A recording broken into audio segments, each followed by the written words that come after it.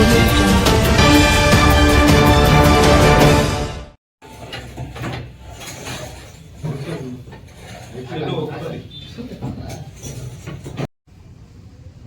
సంవత్సరాల క్రితం ఇదే రోజున మొట్టమొదటిసారిగా ముఖ్యమంత్రిగా ప్రమాణ స్వీకారం చేశారు. రాష్ట్రంలో 4 సార్లు రాష్ట్రానికి ముఖ్యమంత్రిగా ఎన్నికయ్యి పరిపాలించిన రికార్డు నారా చంద్రబాబు నాయుడు గారిది. రాష్ట్రంలో ఎవరు కూడా ఈ రికార్డును అధిగమించలేదు. నారా చంద్రబాబు నాయుడు గారి పరిపాలన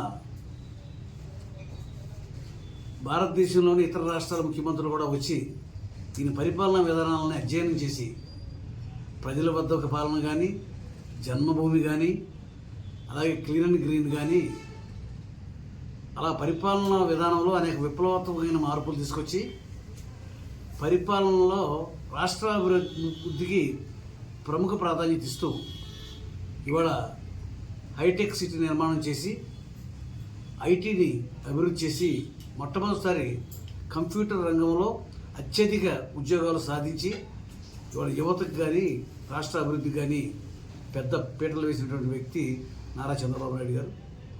4 సార్లు ముఖ్యమంత్రిగా అయ్యి దాదాపుగా 30 పథకాలు రాష్ట్రంలో ఆ పథకాల ద్వారా అనేక రకాల విప్లవాత్మకమైన అభివృద్ధి సాధించారు. ఆయన విద్యారంగంలో కానీ, ఎస్సీలకు కానీ, బీసీలకు కానీ స్థానిక సంస్థల రిజర్వేషన్ కల్పించింది ఆయనే. ఫస్ట్ టైం స్త్రీలకు సాధికారత కోసం డ్వాక్రా సంఘాల నిర్మాణం చేసి డ్వాక్రా సంఘాల ద్వారా స్త్రీలు వారి కాళ్ళపైన వాళ్ళు నిలబడుకునే అవకాశం కల్పించారు. హైవేస్ కూడా ప్రాధాన్యత కల్పించారు.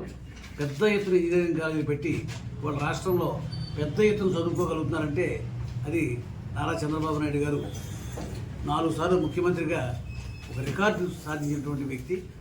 ఆయన జాతీయ రాజకీయాల్లో అంతకుముందు ఎవరు కూడా రాష్ట్రంలో జాతీయ రాజకీయాల్లో ప్రముఖ పాత్ర వహించిన ముఖ్యమంత్రులు ఎవరు లేరు. ఈయన జాతీయ రాజకీయాల్లో రాష్ట్రపతులని ఎంపిక చేయడంలో కానీ, ఉపరాష్ట్రపతులను ఎంపిక చేయడంలో కానీ, స్పీకర్స్ని ఎంపిక చేయడంలో కానీ ఈయన ప్రముఖమైన పాత్ర వహించి ఇవాళ బాలయోగి గారికి మన రాష్ట్రం తరఫున ఒక స్పీకర్గా అవకాశం కల్పించింది నారా చంద్రబాబు. విధానంలో మరి హైవేస్కి అంకురార్పణ చేసింది కూడా ఆయనే. మరి అదేవిధంగా బాలికా విద్యకి ప్రాధాన్యత ఇచ్చారైనా. మహిళలకు దీపం పథకంతో తీసుకుని మహిళలకు అండగా నిలబడ్డారు. సూపర్ 6 ప్రోగ్రామ్స్ లాస్ట్ టైం ప్రకటించి ఆ సూపర్ 6 ప్రోగ్రామ్స్ అన్నీ కూడా అమలు అయ్యేలాగా అహర్నిశలు శ్రమించి అన్ని ప్రోగ్రామ్స్ కూడా ఇవాళ సూపర్ సక్సెస్ అయ్యేలాగా ప్రవేశపెట్టడం జరిగింది.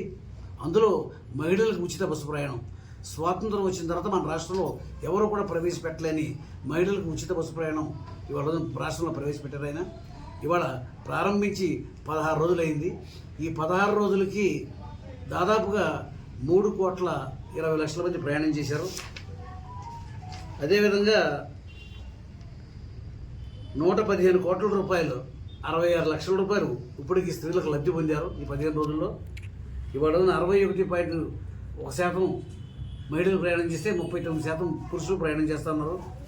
ఈ రకంగా రైతుల కోసం ఫస్టే ఆయన ఇజ్రాయిల్తో సంబంధాలు పెట్టుకుని ఇవాళ డ్రిప్ ఇరిగేషన్ అనేది ప్రారంభించి తక్కువ నీటితో ఎక్కువ వ్యవసాయం చేసి మంచి అభివృద్ధి సాధించే ఒక విప్లవాత్మకమైన మార్పు తీసుకొచ్చింది ఆయన. రైతులకు ప్రకృతి వైపరీత్యాల వల్ల ఎప్పుడైనా కనుక కష్టాలు వస్తే రైతుకు అండగా నిలబడి పాడైపోయిన ధాన్యాన్ని, దేనికి పనికిరాని ధాన్యాన్ని కూడా కొని రైతు నష్టపోకుండా రైతుకు అండగా నిలబడ్డారు ఆయన. ఇవాళ రోజున నదుల అనుసంధానం విషయంలో ప్రపంచంలోనే ఒక రికార్డు. నదులను అనుసంధానం చేసి ఇవాళ పోలవరం కృష్ణా నదిని అనుసంధానం చేశారు. ఇవాళ కుప్పం దాకా నీళ్ళు తీసుకెళ్లిన ఘనత నారా చంద్రబాబు నాయుడు గారిది. భవిష్యత్తులో కూడా అనేక నదులు అనుసంధానం చేసి నదులకి నీటి కొరత రాకుండా రైతుకి తాగటానికి కానీ, సాగు చేయడానికి కానీ నీటి కొరత రాకుండా ఆయన రైతు సంక్షేమం కోసం అత్యధిక ప్రాధాన్యత ఇస్తా ఉన్నారు. ఆయన స్వచ్ఛ భారత్ కమిటీకి నేతృత్వం వహించారు. పేదవారికి అండగా నిలబడాలని చెప్పి అన్నా క్యాంటీన్స్ అన్నీ కూడా ప్రవేశపెట్టి అన్నా క్యాంటీన్ల ద్వారా పేదవారికి కడుపు నిండా భోజనం పెడుతున్నారు. ఈ రోజున డిజిటల్ కరెన్సీస్కి నేతృత్వం వహించాము. రియల్ టైం గవర్నెన్స్, పారదర్శక పరిపాలన కూడా చేయడం జరిగింది. ఇది అన్ని నాయకత్వం అయినా కూడా చంద్రబాబు నాయుడు గారి నాయకత్వాన్ని ఈ రాష్ట్ర ప్రజలు కోరుకుంటూ ఉన్నారు. మళ్ళీ రాష్ట్రానికి చంద్రబాబు నాయుడు గారు వస్తే తప్ప ఈ రాష్ట్రాన్ని అభివృద్ధి చేసే సత్తా కలిగిన నాయకుడిగా చంద్రబాబు నాయుడు గారిని గుర్తించారు. గత జగన్మోహన్ రెడ్డి పరిపాలనలో రాష్ట్రం సర్వనాశనం అయిపోతే, ఆర్థికంగా రాష్ట్రాన్ని దిగజారిపోతే ప్రజలంతా కలిపి ఇవాళ అతనికి తెలుగుదేశం పార్టీ కూటమి ప్రభుత్వానికి 164 స్థానాలు కట్టబెట్టారు. అపోజిషన్ పార్టీకి 11 స్థానాలు మాత్రమే ఇచ్చి వాళ్ళకి తగిన గుణపాఠం నేర్పారు. ఇవాళ రోజున అత్యధిక మెజారిటీ కూడా స్వాతంత్రం వచ్చిన తర్వాత ఎన్నికల్లో అన్ని సీట్లకి అంత అత్యధిక మెజారిటీ వచ్చింది ఇదే మొట్టమొదటిసారి.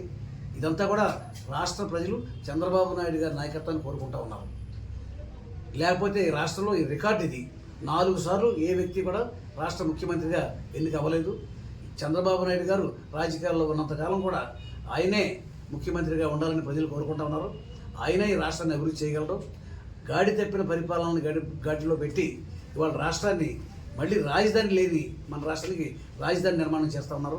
ఇవాళ రాజధాని నిర్మాణం అంటే మామూలు విషయం కాదు. ఇది ఇవాళ హర్యానా, పంజాబ్లో ఉన్న చండీగఢ్ లాగా ఒక రాజధాని నిర్మాణం చేస్తూ ఉన్నారు. నేను అటువంటి రాజధాని నిర్మాణం చేసి ఈ రాష్ట్రాన్ని భారతదేశంలోనే నెంబర్ 1 రాష్ట్రంగా తీర్చిదిద్దాలనేదే ఆయన ఆకాంక్ష. దీనికి గాను పారిశ్రామికంగా నిరుద్యోగ సమస్యను పరిష్కరించాలంటే పారిశ్రామికంగా ఈ రాష్ట్రాన్ని అభివృద్ధి చేయాలి. ఇవాళ అనేక మంది పారిశ్రామికవేత్తలను కలిసి పారిశ్రమలన్నీ కూడా మన ఆంధ్రప్రదేశ్ వచ్చేలాగా అనేక రకాలుగా ప్రోత్సాహాలు ఇస్తూ ఇవాళ పరిశ్రమలన్నీ కూడా వచ్చి ఇవాళ ఆంధ్ర రాష్ట్రంలో పరిశ్రమలు పెడితే ఆ పరిశ్రమల్లో నిరుద్యోగ యువతకి ఉద్యోగాలు దొరికితే నిరుద్యోగ సమస్య పరిష్కారం అవుతుంది, ఆర్థికంగా బలోపేతం అవుతుంది. ఇవాళ రాష్ట్రాన్ని అహర్నిశలు కూడా శ్రమిస్తూ రాష్ట్రాన్ని నెంబర్ 1 స్థానంలో తీసుకురావాలని చెప్పి ఇవాళ ఆర్థిక విచ్ఛిన్నం జరిగింది. జగన్ చేతకాని పరిపాలన వల్ల అప్పుల పాలయ్యాం. 10 లక్షల కోట్ల రూపాయలు అతను అప్పుల పాలు చేశాడు. దానికి వడ్డీలు కట్టుకుంటూ మళ్ళీ అభివృద్ధి ఆపకుండా సంక్షేమం ఒక పక్కన చూస్తూ అభివృద్ధి ఒక పక్కన చూస్తూ రెండు కళ్ళుగా సంక్షేమాన్ని అభివృద్ధిని కూడా 2 కళ్ళుగా పెట్టుకుని ఇవాళ రాష్ట్రాన్ని నెంబర్ 1 రాష్ట్రంగా తీర్చిదిద్దడంలో అహర్నిశలు శ్రమిస్తున్నటువంటి 4 సార్లు మన ముఖ్యమంత్రిగా మన రాష్ట్రానికి ఎన్నికైనటువంటి చంద్రబాబు నాయుడు గారికి మా హృదయపూర్వకంగా మా అభినందనలు, ధన్యవాదాలు తెలియపరుస్తాము.